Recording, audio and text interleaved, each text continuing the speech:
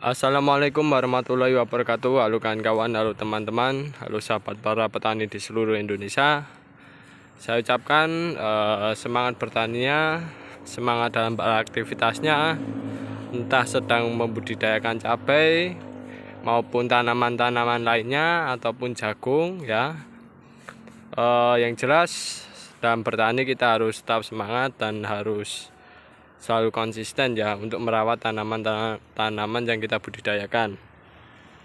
Oke kan, pada kesempatan kali ini saya akan memperlihatkan kondisi tanaman jagung kita, yang dimana kita membudidayakan tanaman jagung jenis hibrida, yang dimana ini jagung yang kita gunakan adalah jagung jenis 2 tongkol ya kan kawan, tongkol atas dan tongkol bawah, yang dimana ini di usia segini ya sudah usia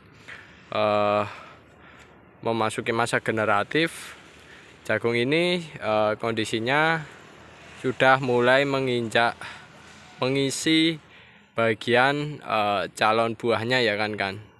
Jadi jagung itu sendiri antara bunga jantan dengan bunga betina itu berbeda, dan di sini di bagian bawah dari bunga jantan itu nantinya akan ditumbuhi biji-biji jagung ya, atau biasa menyebutnya buah jagung. Dan nantinya jagung itu sendiri yang akan kita pergunakan atau kita konsumsi, yang dimana jagung ini adalah jenis jagung pakan ya kan. Jadi dalam artian ini dikonsumsi oleh ternak, bukan dikonsumsi oleh manusia ya kan, karena rasanya kurang manis, dan yang jelas biasanya ini dijual sebagai pakan ternak lah, semacam itu kan kawan. Nah, dengan kondisi memasuki masa generatif dan kondisinya sudah mulai membesar, kita sebagai petani jagung ya, salah satunya bisa melakukan langkah yaitu perempelan yang dilakukan seperti kami, yang dimana perempelan itu kita lakukan di bagian bawah dari buah jagungnya kan kawan ya. Jadi ini buah jagung bagian bawahnya itu daunnya dirempel ya. Tujuannya apa? Tujuannya sebenarnya kondisi musim kemarau semacam ini dan kondisi jagung generatif sebenarnya adalah untuk menfokuskan ya air yang diserap ataupun unsur hara yang bercampur air yang diserap oleh tanaman jagung tersebut berfokus untuk melakukan fotosintesis ya ke daun-daun bagian atas, dan nantinya hasil dari fotosintesis tersebut berfokus pada jagung, bukan pada perbaikan daun-daun yang bagian bawahnya. Karena daun yang bagian bawah itu sendiri jika kita biarkan itu pastinya melakukan proses respirasi. Nah, respirasi itu sendiri pastinya nanti membutuhkan hasil fotosintesis, yang dimana itu sangat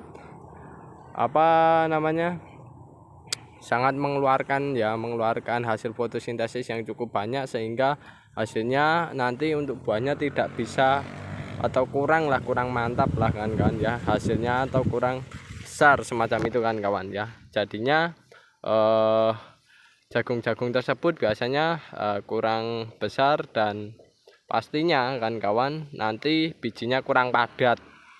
Nah semacam itu. Nah oleh hal semacam itu, mensiasati ya semacam itu kan kawan, maka dari itu kita rempel agar nanti kondisi penyerapan pupuknya maupun penyerapan airnya berlangsung dan dipergunakan untuk proses fotosintesis daun yang bagian atas, karena hanya daun bagian atas inilah yang nantinya terkena sinar matahari secara maksimal, sedangkan untuk daun yang bagian bawah terkadang tertutupi daun bagian atas sehingga tidak maksimal, dan yang terjadi adalah respirasi. Nah di sisi lain juga kan kawan, kondisi jagung semacam ini kan kawan di musim kemarau itu dengan dirempelnya daun-daun jagung di bawah ini kan bawah batang jagung bawah buah jagung tersebut itu menjadikan sebuah potensi lebih ya bagi kita seorang petani, yang dimana potensi tersebut bisa kita manfaatkan sebagai pakan ternak juga, terutama ternak rumenansia, sehingga daun-daun yang berada di bagian bawahnya daripada menguning semacam ini kan kawan ya, kering ya, tidak apa jenenge tidak berguna, nah, lebih baik dan lebih optimal jika dilakukan proses perempelan dan digunakan sebagai pakan ternak semacam itu kan kawan. Yang jelas ini merupakan bagian dari perawatan tanaman jagung, perlakuan tanaman jagung, yang dimana kita memanfaatkan teknis budidaya untuk memaksimalkan hasil dari jagung yang kita budidayakan. Ya, untuk bagian selatan belum ya. Nah, kan bisa lihat bagian selatan itu bagian bawahnya cukup rindang ya kan kawan, sehingga kalau cukup rindang semacam itu cahaya kurang maksimal, biasanya penyerapan airnya itu nanti bisa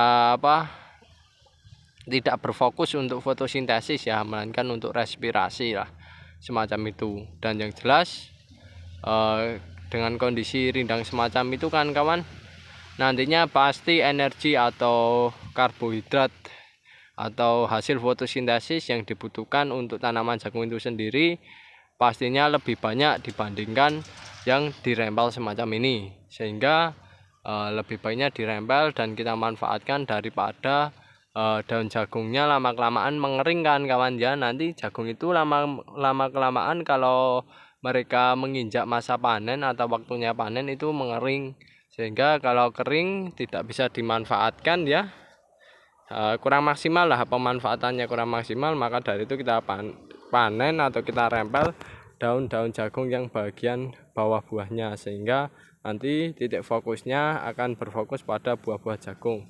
Dan kawan-kawan bisa lihat ya, buah-buah jagung dari kami itu kondisinya alhamdulillah untuk saat ini bagus-bagus ya. Ya, ini yang terutama tongkol yang paling atas sendiri ya, fokusnya itu tumbuhnya lebih cepat dibandingkan yang tongkol keduanya kan, karena yang tumbuh yaitu yang atas terlebih dahulu kan kawan. Dan dengan kondisi semacam ini pula kan kawan, saya tekankan dan saya bilang ini, saya katakan lahan budidaya kami termasuk lahan yang standar lah ya, bagus lah, tidak kekurangan ya. Karena mengapa? Karena lahan budidaya kami ini selalu kita berikan pupuk organik berupa kohe setiap budidaya apapun itu. Jadi entah budidaya padi, entah budidaya jagung ataupun budidaya sayuran, selalu kita berikan pupuk organik. Kan bisa melihat pada video-video sebelumnya, di mana di lahan ini kita memberikan pupuk organik untuk proses budidaya. Nah, pupuk organik tersebut pastinya memberikan efek ya, memberikan efek yang cukup bagus dalam proses budidaya, terutama hasilnya kayak gini kan ya, bisa optimal lah kan kawan, tanaman jagungnya bisa menghasilkan hasil yang optimal. Dan yang jelas kan kawan, pastinya tanahnya semakin subur dan semakin membaik.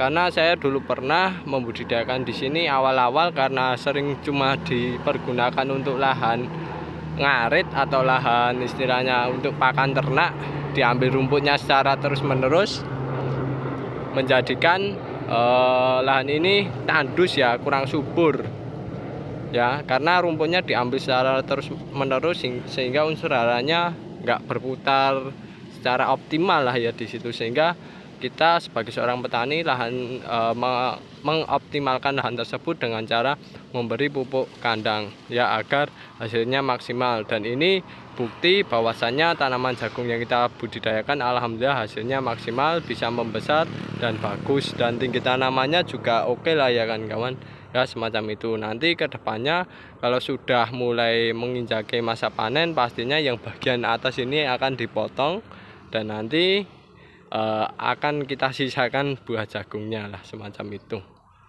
Dan oke kan kawan, itu dulu informasi dari kami mengenai perawatan tanaman jagung ya. Semoga kan kawan bisa melakukannya di rumah, dan bisa, yang jelas pada video kali ini bisa memberi manfaat pada kawan-kawan, informasi kepada kawan-kawan. Semoga juga menambah wawasan kawan-kawan ya, dan juga kan bisa memberikan perbandingan ya, bagaimana budidaya di tempat kawan-kawan ya dengan tempat kami ya. Pastinya tanaman jagungnya semacam ini ya, hasil dari tempat kami dengan jarak ya sekian ini kan kurang lebih nah 1 kilan kan kawan penanamannya. Tapi jagungnya alhamdulillah ini masih bisa tumbuh, masih ya ukurannya jumbo-jumbo besar-besar ya. Nah ini kawan-kawan, nah kayak gitu ya. Kalau kalian bisa lihat, nah ini 1 kiloan lebih loh kan. Nah, dari sini ya kurang lebih 2 kiloan kan. Nah kayak gini hasil dari budidaya jagungnya. Oke, jika ada kekurangan maupun kesalahan dalam pembuatan video kali ini, jangan diambil dan ambil saja manfaatnya, ambil saja sisi positifnya. Oke, sekali lagi kami mohon maaf yang sebesar-besarnya jika ada kekurangan maupun kesalahan. Oke, saya akhiri. Wassalamualaikum warahmatullahi wabarakatuh.